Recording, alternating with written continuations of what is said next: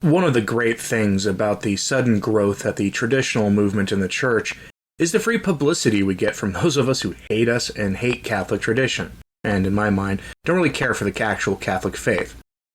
It's the best form of free advertisement, and suddenly we're getting quite a lot of it, not only from Francis himself, which is to be expected, quite frankly, but now from the Catholic media as well. This is pretty great in my mind, especially considering that these people don't understand what we're about or even what motivates our love of Catholic tradition. So today I have for you a couple of examples that illustrates this bizarre hatred of Catholic tradition. And it's taken a new turn, because this movement to restore Catholic tradition has been dubbed an unhappy growth in the traditional movement by the most famous celebrity priest in the United States. And in general, we've been dubbed angry haters by a modernist whose article went viral last week, much to my personal amusement. And I say amusement because these people don't really understand what's going on, and that's actually good for what we're trying to do. So let's get into this. The article that went viral came from a pretty nasty media outlet, one that most people in our circles shouldn't be reading other than to see what the enemies of the church within are saying about the church itself. But this article is almost pure comedy, and as such I have a couple of excerpts for you. The following piece of comedy gold comes from the fish wrapper known as the National Catholic Reporter, and the author is Zita Bollinger-Fletcher. If you're not familiar with the National Catholic Reporter, it's that lovely online article or newspaper that's been told by the U.S. bishops numerous times to stop calling itself Catholic, which is a bit odd given that at the USCCB conference last week, Cardinal Cupich and Donald Wuerl were both seen hanging out with one of their reporters. I'm sure that's nothing to worry about. Anyway, brace yourselves for the following excerpt because it's almost funny. Quote, "In a previous era, the Latin Mass was merely a uniform standard way of celebrating the liturgy in the United States." That's actually not true, but okay. "In the wake of much-needed reforms instituted by the Second Vatican Council, the Latin Mass has become a rallying point for change-resistant sects within the Church. The ultra-conservatism practiced by these Latin Mass groups is radical and narrow-minded. They utilize the Latin Mass structure to wield control over believers, particularly women, who are reduced to a state of discriminatory subjugation in Latin rites. They stubbornly resist anti-modern practices of these Latin Mass adherents border on cultism. The Latin Mass fosters clericalist structures in the Church. The liturgy, spoken in an ancient language no longer in modern vernacular usage, places all power in the hands of the priest. The priest keeps his back turned to the people for most of the ceremony. Aside from making occasional responses, the congregation plays no active part in worship. All people inside the church are expected to kneel on cue at various points. The priest is at the center of the spectacle. He is separated from the people he is supposed to serve by an altar rail, a barrier that gives him privileges. To receive the Eucharist, people must kneel at his feet." End quote. That's quite the take, and I couldn't help but read it that way, and it perfectly illustrates the divide in the Church over what the liturgy is supposed to be about.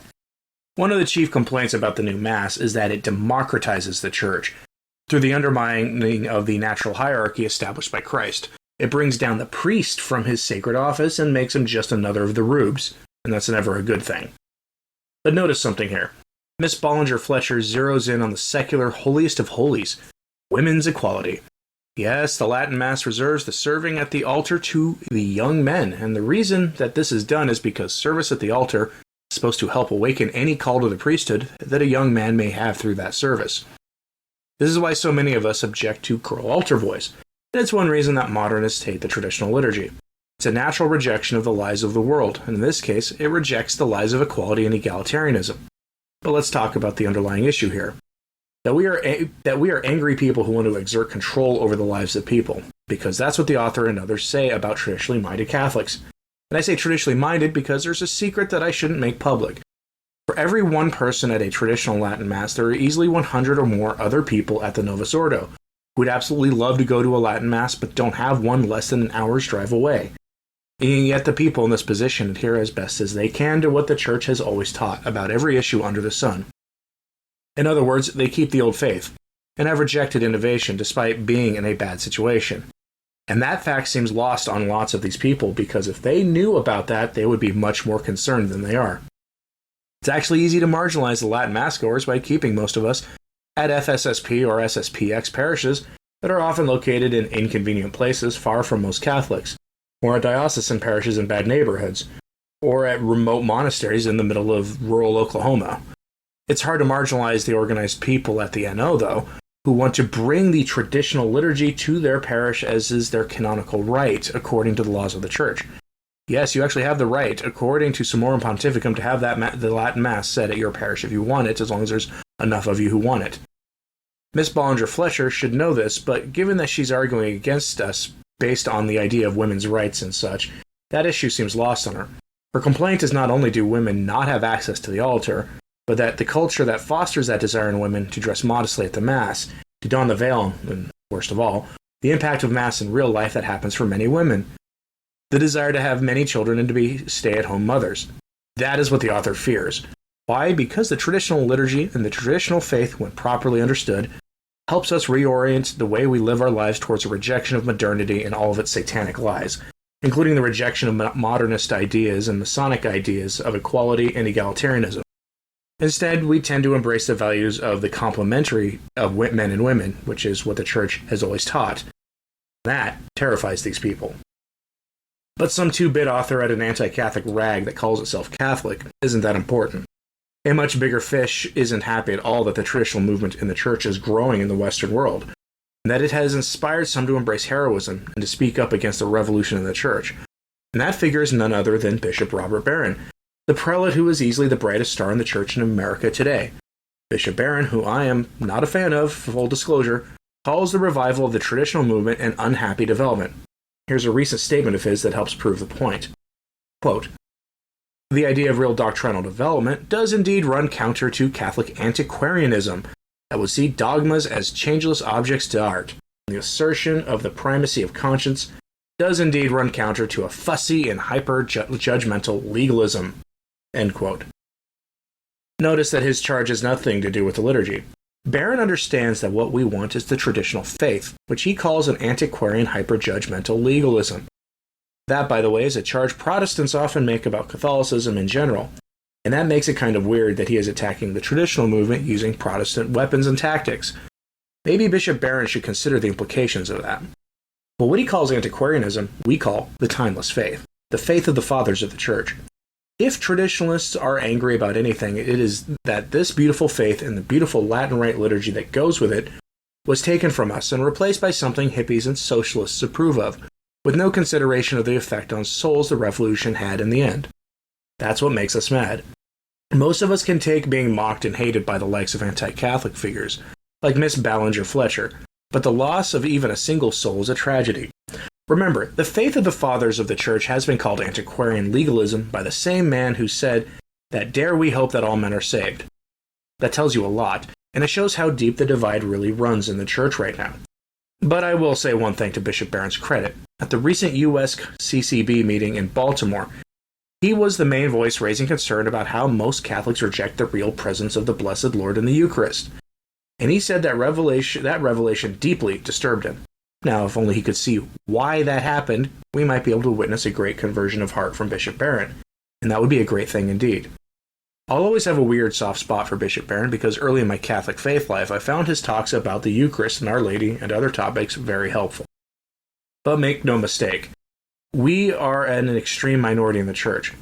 Whether we are the types who attend the traditional liturgy exclusively or are stuck at a Novus Ordo with no ability to get to a parish that says the Latin Mass but still keeps a timeless faith, and have rejected novelty and revolution, we are in the minority. Virtually every traditional parish in the Western world is growing right now, and more people are joining us, but this issue goes beyond liturgical preference. For if people do not seek out the traditional faith and reject the novelties of the revolution and of modernity by keeping to the hard truths of the faith that the modernists are presently undermining, then the growth of the traditionalist parishes are not actually helpful in the slightest. What most of these critics don't understand is that our love of tradition is not a mere preference of the old and timeless liturgy, as beautiful as it is, but rather that it is an escape from modernism into the loving arms of the Church that only wants us to become saints. become saints, we must reject the novelties of the modernists and their continued attempts to make the church in the world's image. But what about the charge that we're angry rad-trads? Are we angry? Sure. Anger is not necessarily a bad thing. But what the critics don't see is that the great joy most of us have that comes from the real, authentic Catholic faith. A joy that comes from seeing Catholic families that have bred like rabbits, that have embraced the command to be fruitful and multiply. Families where the children have greater piety and love for our Lord than many of us adults actually do, to our great shame. Yes, we may be angry at the loss of souls and angry at what these maniacs took from us. But there is also a great love for the church, and it carries us every single day into what we do. The faith isn't only something we experience on Sundays for most of us, and that is a good thing. So don't take what these maniacs say too seriously. In fact, get used to it. Get used to being called an antiquarian legalist who hates women and embraces the greatest evil of our day after climate change, a clericalist. Because the old faith is worth getting called a few names for, especially since things are going to get a lot worse in the future than just getting called names. Even if those names are coming from people who should be defending us. Thank you for listening. I'm Anthony Stine. Ave Maria.